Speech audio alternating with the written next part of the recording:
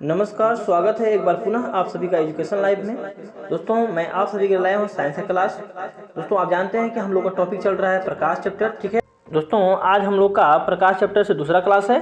दोस्तों सबसे पहले हम लोग टॉपिक पढ़ेंगे, उसके बाद जो है ऑब्जेक्टिव पर ध्यान देंगे, ठीक है। चलिए, यदि आप टॉपिक क्लियर कर लेते हैं तो आपको कोई भी एग्जाम निकालने में जो है सहायता मिल जाएगी, ठीक है। चलिए, पिछली वीडियो में मैंने आपको प्रकाश के बारे में बताया।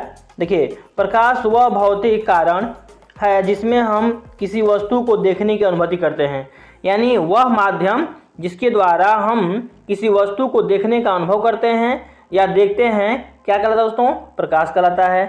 प्रकाश ऊर्जा का एक ही रूप है जो हमेशा सीधी रेखा में गमन करता है। यह निर्वात से होकर गुजरती है। निर्वात में प्रकाश का वेग जो है 3 × 10⁸, ठीक है, मीटर प्रति सेकेंड होता है, ठीक है दोस्तों। आगे देखिए, प्रकाश एक विद्युत चुम्बकीय तरंग भी है, अतः इसके गमन के लिए द्रव्यात्मक माध्यम की आवश्यकता नहीं होती है, ठीक है दोस्तों। आगे आप देख पा रहे हैं टॉपिक नंबर ए में कह रहा है, ऐसा देखा जाता है कि विद्युत धारा प्रवाहित होते ही परिपथ से युक्त विद्युत बल्ब जलने लगता है और प्रकाश का उत्सर्जन प्रारंभ हो जाता है। इस घटना में विद्युत ऊर्जा प्रकाश ऊर्जा में बदल जाती है, ठीक है दोस्तों। चलिए, उम्मीद करते हैं दोस्तों कि आपको टॉपिक समझ में आ रहा है। दोस्तों बस वीडियो में बने रहिए आप लास्ट तक। यदि आप देख पाते हैं इस वीडियो को तो आपको काफ़ी सहायता मिल जाएगी, ठीक है। अगला टॉपिक आपका किरण है, जिसे बोलते हैं रे, ठीक है। प्रकाश के गमन पथ की दिशा को क्या बोलते हैं दोस्तों? किरण बोलते हैं। किरण को इस चिन्ह द्वारा सूचित किया जाता है, ठीक है। टॉपिक है प्रकाश पुंज। दोस्तों किरणों के समूह को प्रकाश पुंज कहते हैं। प्रकाश पुंज 3 प्रकार के होते हैं। देखिए, पहला में समांतर प्रकाश पुंज, ठीक है। दूसरा में हो जाएगा आपका अभिसारी प्रकाश पुंज। ए में दिया हुआ है समांतर प्रकाश पुंज। जिस प्रकाश पुंज की सभी किरणें समांतर होती हैं उसे समांतर प्रकाश पुंज कहते हैं, ठीक है दोस्तों। चलिए, आप चित्र देख पा रहे हैं, ठीक है। आपका अभिसारी प्रकाश पुंज, जिस प्रकाश पुंज की सभी किरणें एक बिंदु पर मिलती है उसे हम अभिसारी प्रकाश पुंज कहते हैं। इसे संश्रित प्रकाश पुंज भी कहा जाता है, ठीक है दोस्तों। आप फिगर देख पा रहे हैं, ठीक है। चलिए, और तीसरा है दोस्तों अपसारी प्रकाश पुंज, ठीक है। देखिए, इसका परिभाषा देखिए, जिस प्रकाश पुंज की सभी किरणें एक बिंदु से निर्गत होकर अर्थात निकलकर विभिन्न दिशाओं में फैल जाती हैं उसे अपसारी प्रकाश पुंज कहते हैं। दोस्तों अपसारी प्रकाश पुंज को अपसरित प्रकाश पुंज भी कहा जाता है, ठीक है दोस्तों। मान लीजिए यह बिंदु है और इसी से जो है पूरी तरह से रेखाएं फैल जाती हैं, तो यही स्थिति कहलाती है अपसारी प्रकाश पुंज, ठीक है दोस्तों। चलिए, अगला टॉपिक है आपका आत्मदीप्त पदार्थ, ठीक है। वे पदार्थ जो स्वयं प्रकाश उत्सर्जित करते हैं वे आत्मदीप्त पदार्थ कहते हैं। जैसे सूर्य, तारे, दीपक इत्यादि, ये अपने आप जो है प्रकाश उत्सर्जित करते हैं, ठीक है, अर्थात किसी का सहारा नहीं लेते हैं। वे पदार्थ जो स्वयं प्रकाश उत्सर्जित नहीं करते हैं बल्कि दूसरे का सहारा लेते हैं उसे कहते हैं अदीप्त पदार्थ। जैसे अदीप्त में आ जाएगा आपका पत्थर, ठीक है, टेबल, ठीक है, ये सब आ जाएंगे, ओके। चलिए, अगला टॉपिक है दोस्तों प्रकाशीय माध्यम। वह क्षेत्र जिससे होकर प्रकाश वस्तु से निकलकर आंख तक पहुंचता है प्रकाशीय माध्यम कहलाता है। जैसे मान लीजिए हवा हो गया, पानी, कांच, ताप, ये सभी जो है प्रकाशीय माध्यम कहलाते हैं, ठीक है दोस्तों। चलिए, देखिए, प्रकाशीय माध्यम 2 प्रकार के होते हैं, समांगी माध्यम और विषमांगी माध्यम। समांगी माध्यम क्या है दोस्तों? ध्यान दीजिएगा। देखिए, समांगी माध्यम के प्रत्येक भाग के गुण बनावट समान होते हैं, जैसे जल, कांच इत्यादि, ठीक है दोस्तों। चलिए, उसके बाद विषमांगी है दोस्तों। विषमांगी माध्यम के प्रत्येक भाग के गुण और बनावट असमान होते हैं, अर्थात बराबर नहीं होते हैं, जैसे हवा का मिश्रण, कैल्साइट इत्यादि, ठीक है। नेक्स्ट टॉपिक है दोस्तों पारदर्शी पदार्थ। जिन पदार्थों से होकर प्रकाश पूर्ण रूप से गमन कर जाता है, निकल जाता है, उसे हम पारदर्शी कहते हैं। जैसे कांच, पानी, हवा, ये सब क्या है दोस्तों? पारदर्शी है। नेक्स्ट टॉपिक है अपारदर्शी पदार्थ। जिन पदार्थों से होकर प्रकाश बाहर नहीं निकल पाता है उसे हम कहते हैं अपारदर्शी पदार्थ, ठीक है। जैसे पत्थर हो गया दोस्तों, ईंट हो गया इत्यादि, ये सब क्या है? अपारदर्शी हैं, ठीक है दोस्तों। चलिए, नेक्स्ट टॉपिक है पारभासी पदार्थ। जिन पदार्थों से होकर प्रकाश का कुछ अंश ही निकल पाता है बाहर, उसे हम कहते हैं क्या? प्रभासी पदार्थ। जैसे तेल लगा कागज, घिसा हुआ कांच इत्यादि। ठीक है दोस्तों, छाया जिसे बोलते हैं शैडो। प्रकाश के गमन पथ पर जब अपारदर्शी वस्तु रख जाती है तो प्रकाश उस अपारदर्शी वस्तु को पार नहीं कर पाता है, इसलिए वहां अंधेरा क्षेत्र बन जाता है, जिसे हम क्या बोलते हैं? छाया। ठीक है दोस्तों, ये छाया का परिभाषा।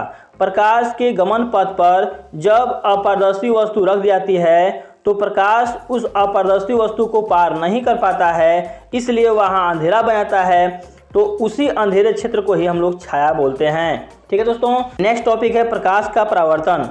जब प्रकाश की किरणें किसी समांगी माध्यम से चलकर अन्य वस्तु की सतह पर पड़ती हैं तो वे किरणें या तो वस्तु द्वारा अवशोषित हो जाती हैं या उस वस्तु से पार जाती हैं या उसके सतह से टकराकर लौट जाती हैं। इस स्थिति को बोलते हैं प्रकाश का परावर्तन। ठीक है दोस्तों, उम्मीद कर रहे हैं कि आपको याद हो रहा है।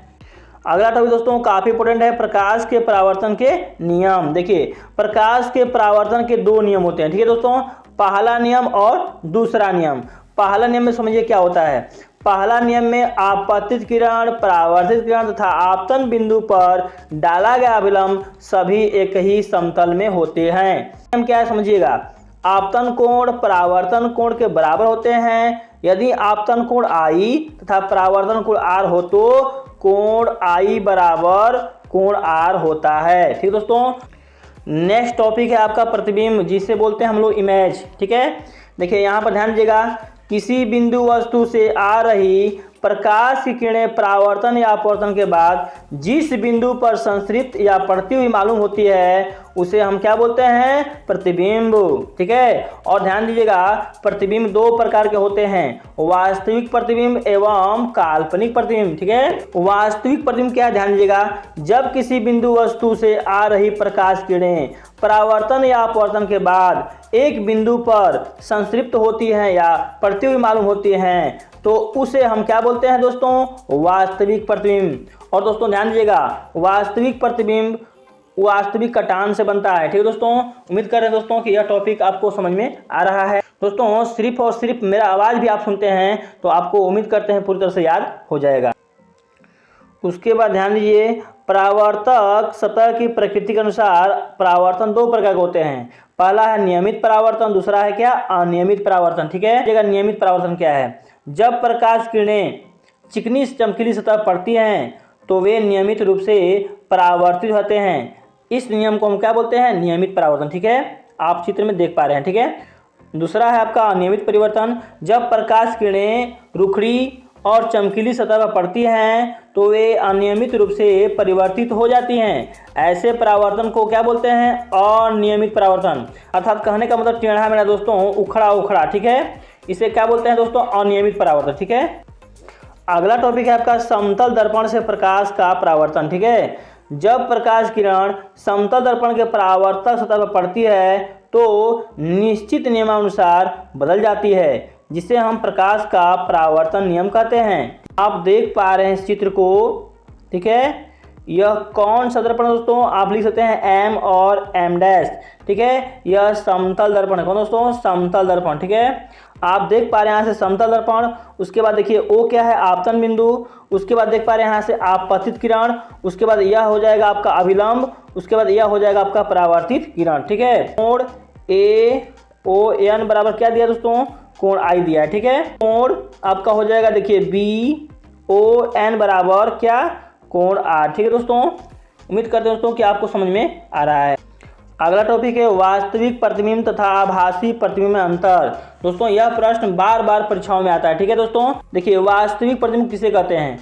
देखिए वास्तविक प्रतिबिंब किरणों के वास्तविक कटान से बनता है, जबकि आभासी प्रतिबिंब किरणों के काल्पनिक कटान से बनता है। ठीक है, उसके बाद देखिए ध्यान दीजिए, वास्तविक प्रतिबिंब हमेशा उल्टा होता है, जबकि काल्पनिक प्रतिबिंब हमेशा क्या होता है? सीधा होता है।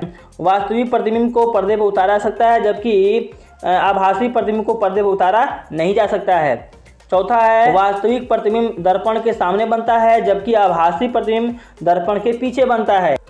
दोस्तों यहाँ से आप समतल दर्पण द्वारा बने प्रतिबिंब की विशेषताएं याद कर सकते हैं। ठीक है, अगला टॉपिक है दोस्तों प्रतिबिंब का विपरिवर्तन एवं पार्श्व विवर्तन। ठीक है, देखिए विपरिवर्तन क्या है? वह घटना जिसके कारण किसी वस्तु का प्रतिबिंब क्षैतिज अक्ष के परितः 180 डिग्री, कितना दोस्तों 180 डिग्री कोण पर घूम जाता है, उसे बोलते हैं विपरिवर्तन। ठीक है दोस्तों, आपका पार्श्व विवर्तन वह घटना जिसके कारण किसी वस्तु का प्रतिबिंब उदग्र अर्थात लंबवत, ठीक है, के परितः 180 डिग्री कोण पर घूम जाता है, उसे क्या बोलते हैं? पार्श्व विपरिवर्तन। ठीक है दोस्तों, विपरिवर्तन जो है क्षैतिज पर घूमता है दोस्तों रेखा पर, और जो पार्श्व विवर्तन होता है वह लंबवत होता है। ठीक है दोस्तों, अगला टॉपिक है आपका दर्पण, जिसे बोलते हैं मिरर। ठीक है, दर्पण 3 प्रकार के होते हैं। ठीक है दोस्तों, दर्पण कितने होते हैं? 3 प्रकार के, समतल दर्पण, गोलीय दर्पण और परवलयिक दर्पण। ठीक है दोस्तों, गोलीय दर्पण कितने होते हैं? गोलीय दर्पण 2 प्रकार के होते हैं, अवतल दर्पण एवं उत्तल दर्पण। ठीक है दोस्तों, यहाँ पर समतल दर्पण की परिभाषा याद कीजिए, जिस दर्पण की परावर्तक सतह समतल होती है अर्थात बराबर होती है उसे हम समतल दर्पण कहते हैं। ठीक है दोस्तों, चलिए अगला है आपका गोलीय दर्पण। जिस दर्पण की परावर्तक सतह किसी खोखले गोले का एक भाग है वह गोलीय दर्पण कहलाता है। ठीक है दोस्तों, देखिए टॉपिक समझिएगा। अवतल दर्पण का, जिस दर्पण की परावर्तक सतह धंसी रहती है अर्थात केंद्र की ओर होती है उसे हम अवतल दर्पण कहते हैं। इसे अर्थात अवतल दर्पण को अभिसारी, ठीक है, अवतल दर्पण को अभिसारी दर्पण कहा जाता है। ठीक है, नेक्स्ट टॉपिक है उत्तल दर्पण। जिस दर्पण की परावर्तक सतह उभरी रहती है अर्थात केंद्र के विपरीत दिशा में होती है उसे हम उत्तल दर्पण कहते हैं, इसे अपसारी बोलते हैं। ठीक है दोस्तों, उत्तल दर्पण क्या बोलते हैं? अपसारी दर्पण। ठीक है, अब परवलयिक दर्पण, वह दर्पण जो पूर्णतः गोलीय नहीं होता है उसे हम परवलयिक दर्पण कहते हैं, अर्थात गोल नहीं होता है पूरी तरह से, उसे हम क्या बोलते हैं दोस्तों? परवलयिक दर्पण। ठीक है, अगला टॉपिक है आपका वक्रता केंद्र। गोलीय दर्पण जिस खोखले गोले का एक भाग होता है उस गोले के केंद्र को दर्पण का वक्रता केंद्र कहते हैं। दोस्तों वक्रता केंद्र को C द्वारा सूचित किया जाता है और अवतल दर्पण का वक्रता केंद्र दर्पण के सामने होता है जबकि उत्तल दर्पण में यह दर्पण के पीछे होता है। ओके, चलिए अगला टॉपिक है आपका ध्रुव, जिसे बोलते हैं पोल। गोलीय दर्पण के ज्यामितीय केंद्र को दर्पण का ध्रुव कहते हैं, इसे P द्वारा सूचित किया जाता है। दर्पण की सतह के मध्य बिंदु को ध्रुव कहते हैं। ठीक है, उसके बाद अगला टॉपिक आपका मुख्य अक्ष। दर्पण के ध्रुव और वक्रता केंद्र को मिलाने वाली रेखा को दर्पण का मुख्य अक्ष या प्रधान अक्ष कहते हैं। ठीक है दोस्तों, चलिए नेक्स्ट टॉपिक है आपका अवतल दर्पण एवं उत्तल दर्पण में अंतर। ठीक है दोस्तों, यह टॉपिक काफी इंपॉर्टेंट दोस्तों। देखिए अवतल दर्पण एवं उत्तल दर्पण में अंतर समझिएगा। पहला, अवतल दर्पण की परावर्तक सतह धंसी रहती है जबकि उत्तल दर्पण की परावर्तक सतह क्या होती है? उभरी रहती है। ठीक है, अवतल दर्पण का फोकस वास्तविक होता है जबकि उत्तल दर्पण का फोकस क्या होता है? काल्पनिक होता है। तीसरा है अवतल दर्पण वास्तविक एवं काल्पनिक दोनों प्रकार के प्रतिबिंब का निर्माण करता है जबकि उत्तल दर्पण केवल काल्पनिक प्रतिबिंब का ही निर्माण कर पाता है। ठीक है दोस्तों, आप सभी के लिए यह पॉइंट बहुत ही इंपॉर्टेंट है दोस्तों, इसे कॉपी में अवश्य नोट्स करें। ठीक है, इसमें बहुत ही अच्छे अच्छे टॉपिक है। ठीक है दोस्तों, चलिए तो अब हम सब चलेंगे ऑब्जेक्टिव क्वेश्चन पर। ठीक है दोस्तों, टॉपिक पूरा होने के बाद आइए हम सब ऑब्जेक्टिव प्रश्न को देखते हैं। ठीक है, देखिए पहला प्रश्न है उत्तल लेंस की क्षमता होती है। दोस्तों उत्तल लेंस की क्षमता क्या होती है? धनात्मक। ऑप्शन नंबर बी हो जाएगा राइट आंसर। अवतल लेंस की क्षमता होती है दोस्तों, इसका आंसर हो जाएगा ऑप्शन नंबर ए ऋणात्मक। ठीक है, उत्तल लेंस किसे कहते हैं? दोस्तों उत्तल लेंस जो है अभिसारी लेंस को कहता है, ऑप्शन नंबर ए हो जाएगा राइट आंसर। अगला प्रश्न है अवतल लेंस को क्या कहते हैं? दोस्तों अवतल लेंस को क्या कहता है? अपसारी लेंस, ऑप्शन नंबर सी हो जाएगा राइट आंसर। अगला प्रश्न है निम्न में से कौन सा पदार्थ लेंस बनाने के लिए प्रयुक्त नहीं किया जा सकता है? इसका आंसर हो जाएगा ऑप्शन नंबर डी मिट्टी। अगला प्रश्न है किस दर्पण से हमेशा वस्तु से छोटा प्रतिबिंब बनता है? इसका आंसर हो जाएगा ऑप्शन नंबर बी उत्तल। अगला प्रश्न किस दर्पण से वस्तु का बड़ा प्रतिबिंब बनता है? इसका आंसर हो जाएगा ऑप्शन नंबर बी अवतल। अगला प्रश्न प्रकाश के परावर्तन के कितने नियम हैं? दोस्तों प्रकाश के परावर्तन के 2 नियम है, ऑप्शन नंबर बी हो जाएगा राइट आंसर। अगला प्रश्न जब प्रकाश किरण हवा से कांच में प्रवेश करती है तो मुड़ जाती है, दोस्तों किस साइड मुड़ती है? ऑप्शन नंबर बी हो जाएगा अभिलंब की ओर। ठीक। अगला प्रश्न है फोटोग्राफी कैमरा का अभिदृश्यक होता है, इसका आंसर हो जाएगा ऑप्शन नंबर ए उत्तल लेंस की तरह। अगला प्रश्न है साइड मिरर के रूप में प्रयुक्त होता है, इसका आंसर हो जाएगा ऑप्शन नंबर बी उत्तल दर्पण। अगला प्रश्न है, एक अवतल दर्पण की फोकस दूरी 10 सेमी है तो उसकी वक्रता त्रिज्या होगी। दोस्तों वक्रता त्रिज्या क्या बोलते हैं, आर, फोकस दूरी को एफ। तो यहाँ से आर बराबर होता है 2f, ठीक है। तो यहाँ से लिखेंगे आप आर 2 इंटू एफ का मान क्या दिया हुआ है 10, ठीक है। आप लिखेंगे आर इज इक्वल टू, देखिए 10 में 2 का गुणा करेंगे कितना होगा दोस्तों 20। तो 20 किस ऑप्शन में है, ऑप्शन नंबर बी हो जाएगा राइट आंसर। अगला प्रश्न, निर्वात किरण एवं अभिलंब के बीच के कोण को क्या कहते हैं। इसका आंसर हो जाएगा ऑप्शन नंबर बी, परावर्तन कोण। अगला प्रश्न, सरल सूक्ष्मदर्शी में किसका उपयोग होता है। दोस्तों सरल सूक्ष्मदर्शी में जो है उत्तल लेंस का प्रयोग होता है, ऑप्शन नंबर डी हो जाएगा राइट आंसर। अगला प्रश्न, किस लेंस के द्वारा सिर्फ काल्पनिक प्रतिबिंब बनता है। दोस्तों उसका नाम क्या है, अवतल लेंस, जिसमें काल्पनिक प्रतिबिंब बनता है। प्रश्न, परावर्तन के नियम से निर्धारित होता है। दोस्तों परावर्तन के नियम से यह निर्धारित होता है कि आपतन कोण बराबर क्या होता है, परावर्तन कोण, ऑप्शन नंबर ए हो जाएगा राइट आंसर। अगला प्रश्न, काल्पनिक प्रतिबिंब होता है। दोस्तों काल्पनिक प्रतिबिंब हमेशा क्या होता है, सीधा होता है, ऑप्शन नंबर ए हो जाएगा राइट आंसर। अगला प्रश्न है, लेंस में मुख्य फोकस की संख्या होती है। दोस्तों लेंस में मुख्य फोकस की संख्या क्या होती है, 2 होती है, ऑप्शन नंबर ए हो जाएगा राइट आंसर के सारे। उम्मीद कर दोस्तों कि आपको पूरे के पूरे क्वेश्चन याद हो रहे हैं।